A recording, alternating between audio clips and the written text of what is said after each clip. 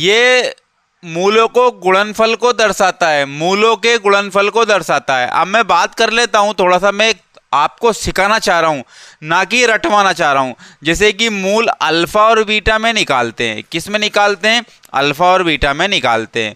तो मूलों में भैया समीकरण में मूलों का योग भी होता है, मूलों का योग भी होता है और मूलों का गुणनफल भी होता है।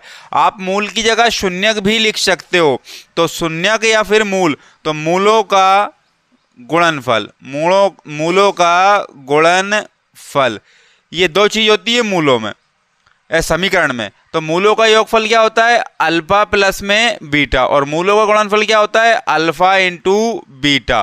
तो ये होता है। अब इस समीकरण में हमें पता करना है कि मूलों का गुणनफल क्या है। तो भाई जिसके साथ x नहीं होता है वो गुणनफल कहलाता है। ये x है, ये x है, अब इसमें x नहीं है तो ये क्या कहलाएगा? गुणनफल कहलाएगा, अल्फा इंटू बीटा। और जिसके पास में एक्स स्क्वायर से कम घात होती है, मतलब कि यहाँ पर x की सबसे अधिक घात है ये, तो सबसे अधिक घात से एक नंबर कम घात होती है, वो कहलाता है क्या?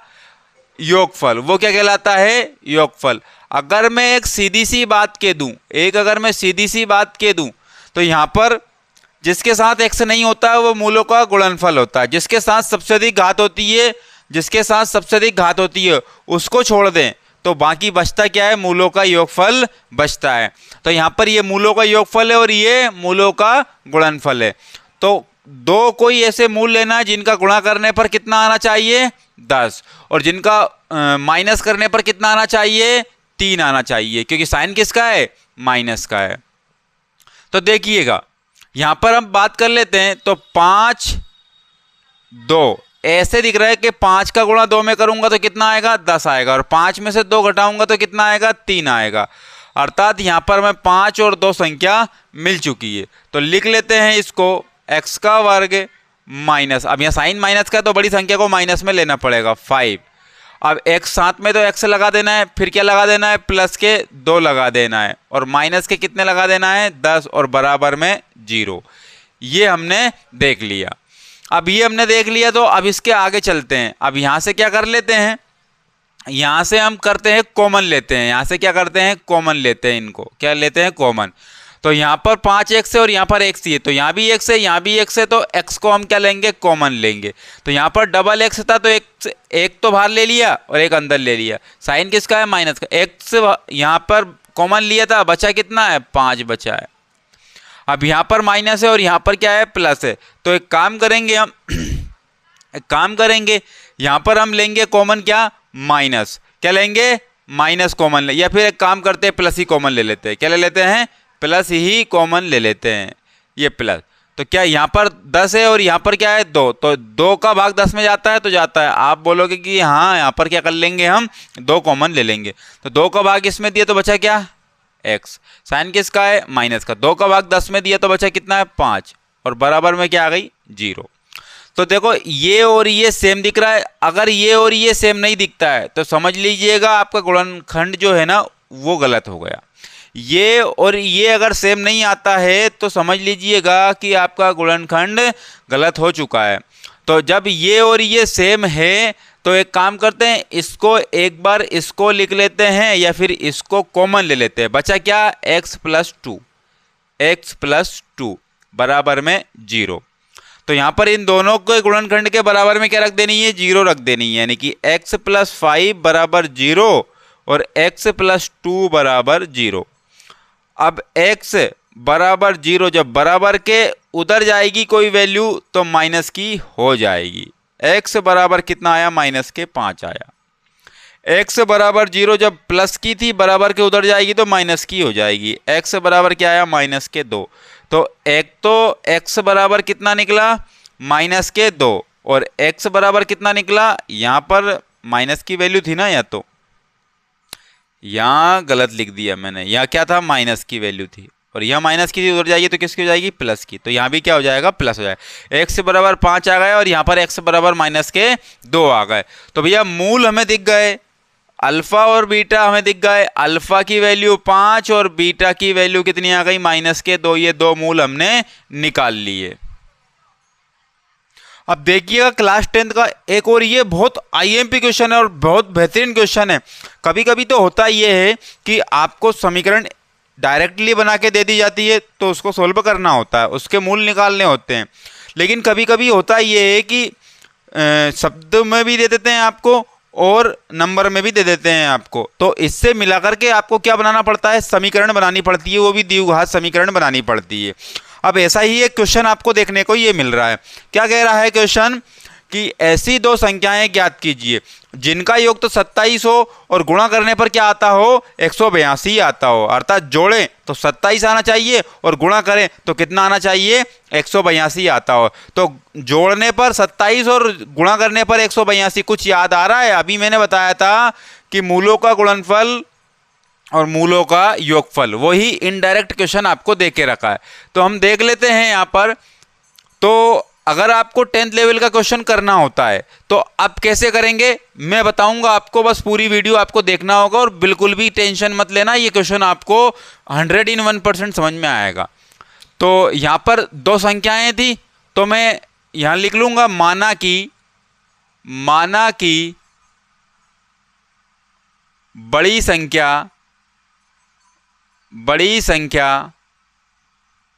x और छोटी संख्या, अब दोनों का योग कितना हो रहा था, 27। अब 27 में बड़ी संख्या क्या मान ली मैंने, x।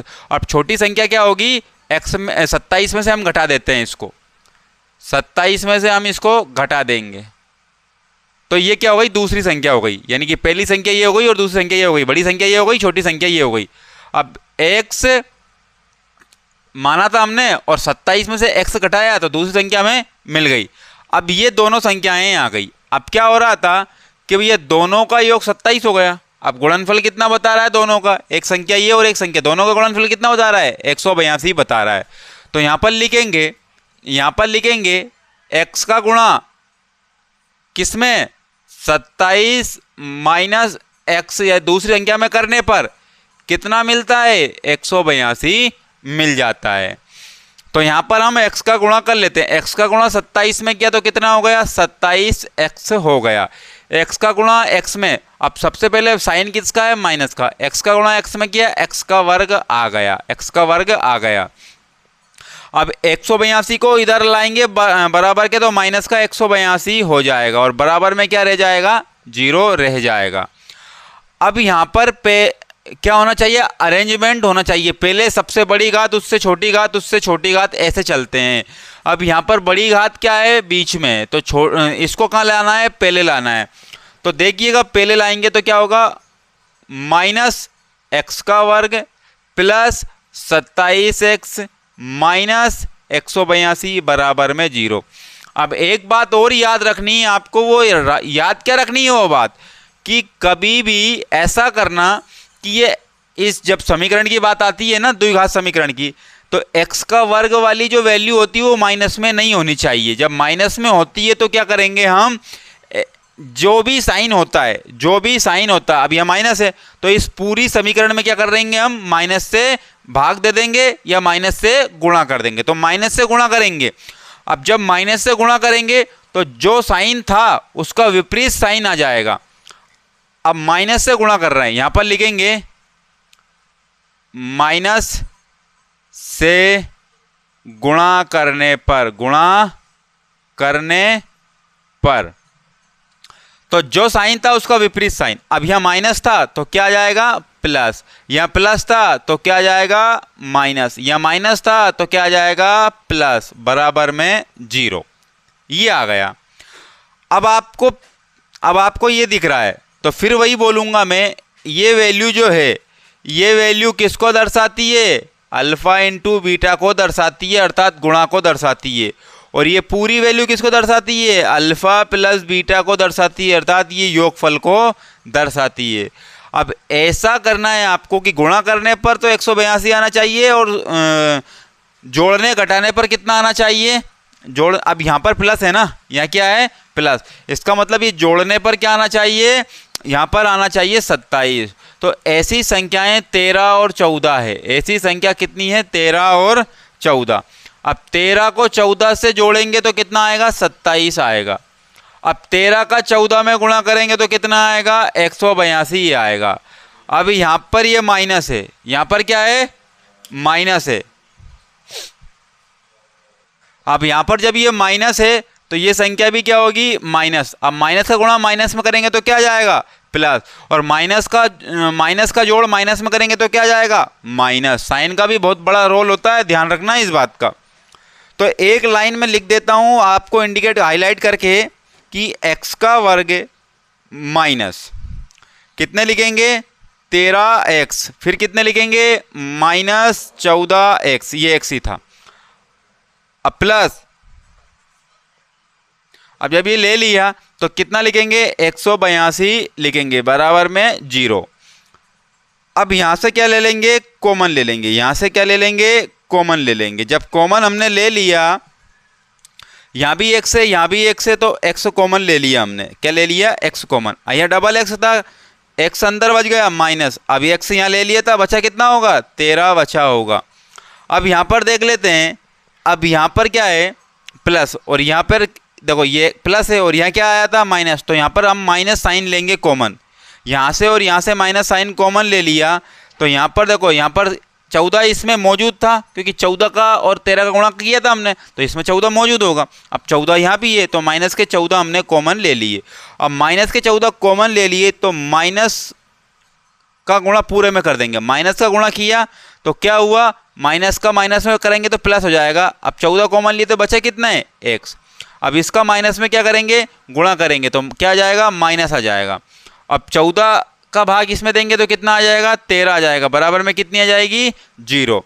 अब यहाँ से ये वाली वैल्यू सेम आ गई। इसका मतलब हमें ये पता चल चुका है कि ये गुणनखंड हमने जो किया है वो बिल्कुल राइट किया। तो एक बार तो सेम वाली वैल्यू को लिख लेते हैं, x माइनस 13 को लिख लेते हैं, और एक बार जो बची वैल्यू x माइनस 14 को लिख लेते हैं, और बराबर में क्या लिख लेते हैं, 0। अब इसको इधर करेंगे, x माइनस 13 बराबर में 0 और x माइनस में 14 बराबर में 0। तो x बराबर, जब वैल्यू उधर जाएगी तो किसकी हो जाएगी, प्लस की हो जाएगी। x बराबर, जब यहाँ पर एक स्टेप और बढ़ा लेते हैं, x बराबर 0 थी, जब ये वैल्यू उधर जाएगी तो किसकी हो जाएगी, प्लस की हो जाएगी। तो यहाँ पर क्या आया, 13 में 0 जोड़ेंगे तो 13 ही आएगा। अब ये माइनस के 14 उधर जाएंगे तो किसके हो जाएंगे, प्लस के हो जाएंगे। अब 14 में 0 जोड़ेंगे तो कितने हो जाएगा, 14 ही रहेगा। तो हमें दो मूल मिल चुके हैं, x की वैल्यू तो हमें 13 मिल चुकी है और एक x की वैल्यू कितनी मिल चुकी है, 14। तो ये वो संख्या थी। तो हम यहाँ लिखेंगे अभिष्ट संख्या, अभिष्ट संख्याएं, अभिष्ट संख्याएं 13, 14 होंगी, क्योंकि इनका योग कितना आया, 27, और गुणनफल 182 है। इस वजह से ये क्या है, दो संख्याएं हमें पता चल चुकी है।